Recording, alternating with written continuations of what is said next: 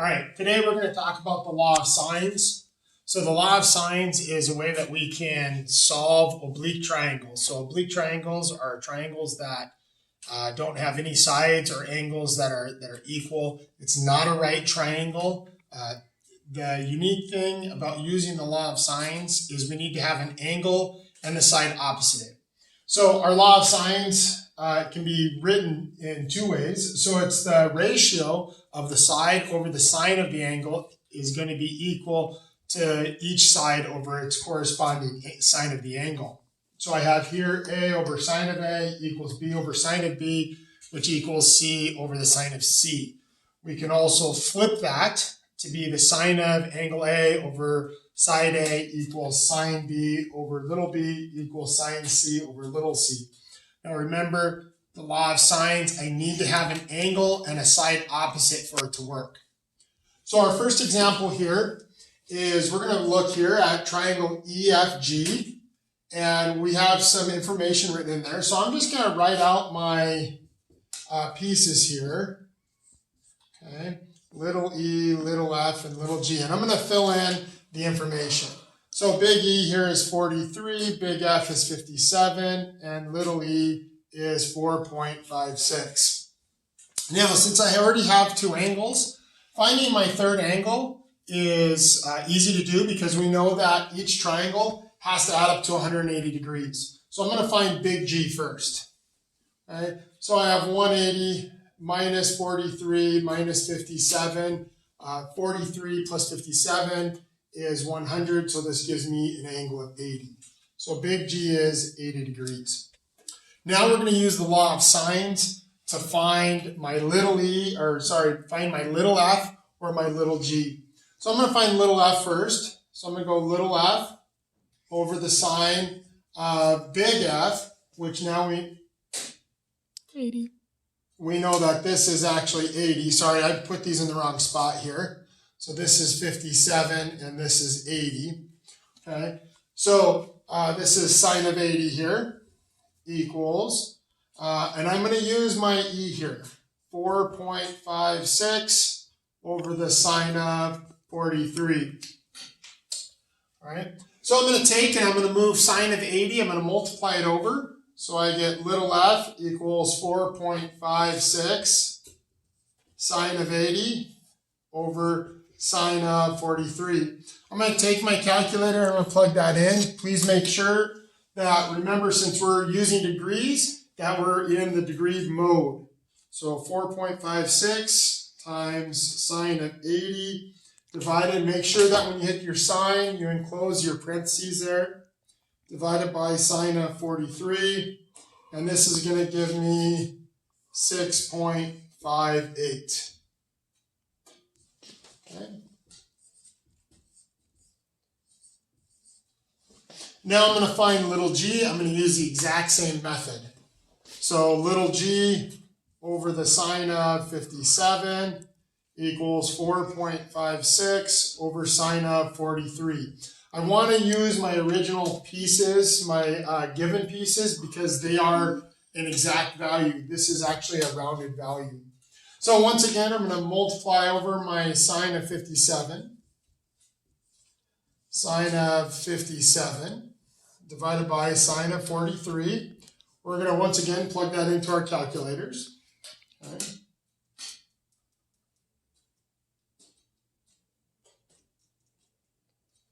And here I get 5.61. Now, one of the things that you want to make sure is that the order of your sides, so from smallest to largest, matches up with the order of your angles and vice versa. So my smallest angle here is E, so it should be my smallest side. G is my next angle, so G is my next side, and so on and so forth. Okay? Now, that's when we have two angles and one given side. We can find that third angle very quickly. Now, there is a possibility that we could have two triangles based on information if I have two sides and only one angle. So what would that look like is, here I will try and draw it up here. So if I have a triangle here and I know this side, this is a known side here, and these two sides are the same, so now I have A, B, C here, where A is always the given, and here is C also. So I'm going to put this as C sub 1 and this is C sub 2. So I could have a triangle in which if I'm given two sides here, I could actually end up with two separate triangles. So we're going to look at an example of that and when to determine if it will have a second one or if it won't. Okay. So we're going to look at a triangle here, and we're just going to be given some information. So we're given little b equals 15, little c equals 20, and big B equals 29 degrees. Okay. So we have a triangle ABC here. So A, B, C, little a, little b, little c. And I'm going to just plug in my information here so that way I can just keep it organized. So little b is 15, little c is 20, and big B is 29. Now, the reason we potentially could have two solutions here is little c here. I don't know if little c is the middle side or if it's the largest side. I actually don't know that until I start solving it. So what I'm going to do is I'm going to solve for big C first, okay, by using the law of sines, and then I'll find big A by using the fact that all triangles add up to 180. So sine of big C over 20 equals sine of 29 over 15. So I'm going to use the alternate form here because I'm trying to solve for my angle. So I'm going to multiply over by 20. So I have 20 sine of 29 over 15. This should give me a decimal that is below 1 and above -1. Now, if it doesn't, then the possibility is that this actually is not a triangle. The sides don't work out to be a triangle. Usually the case is that there's some kind of computation error.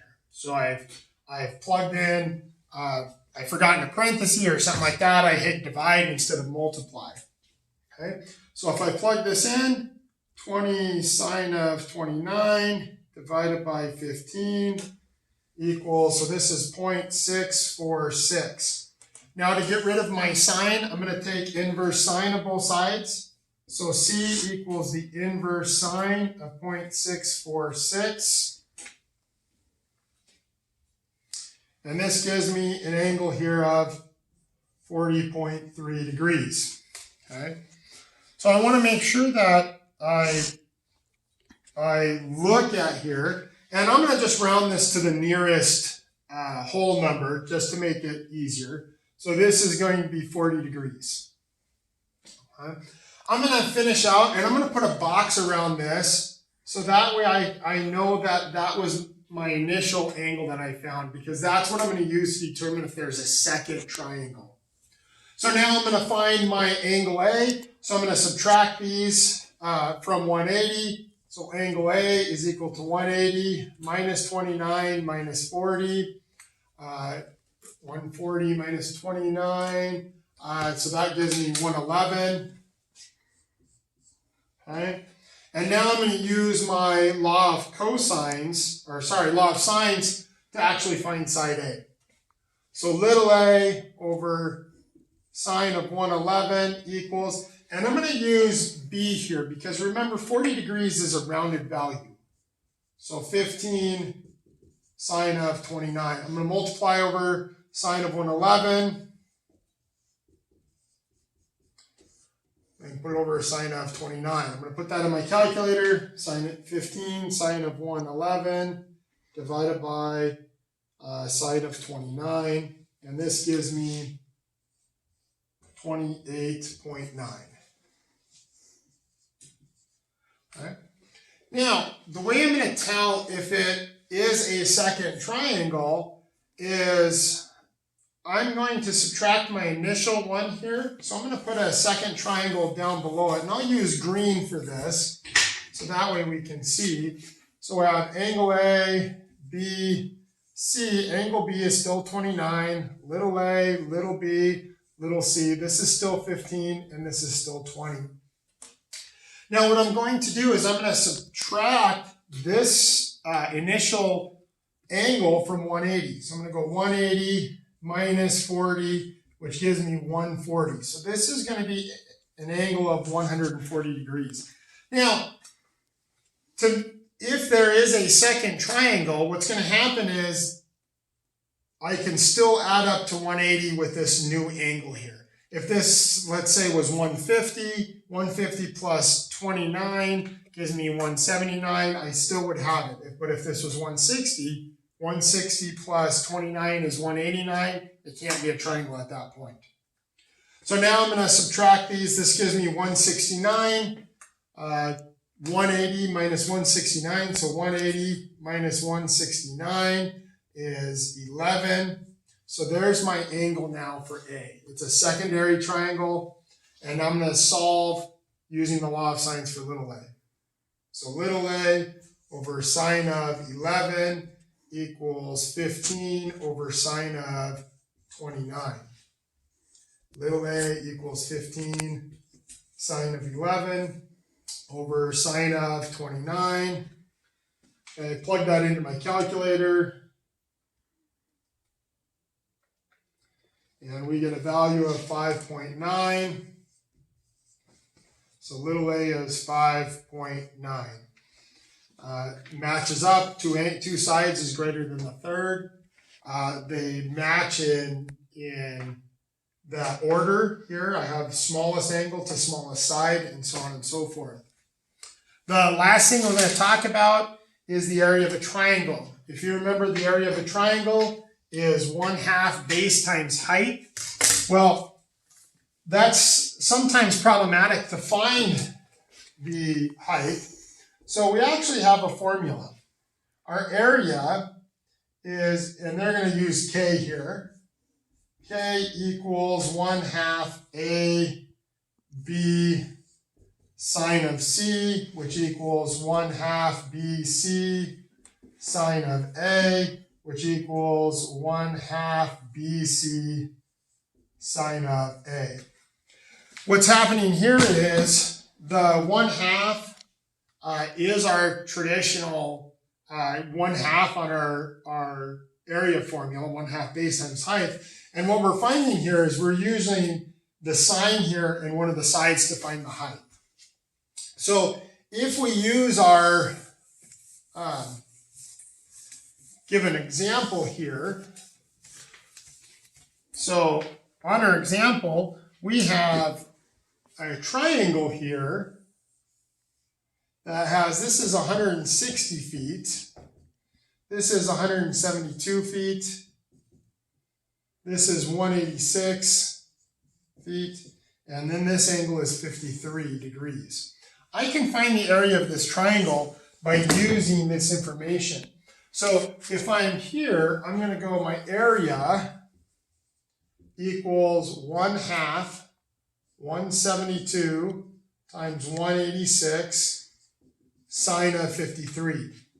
And this just becomes calculator work. So I'm going to plug this all into my calculator. 0.5 times 172 times 186 sine of 53. And then this gives me 12,775 feet squared. So we can find the area after the fact, or if we have two sides and the included angle, we can always find the area. That's the law of sines. So there you have it.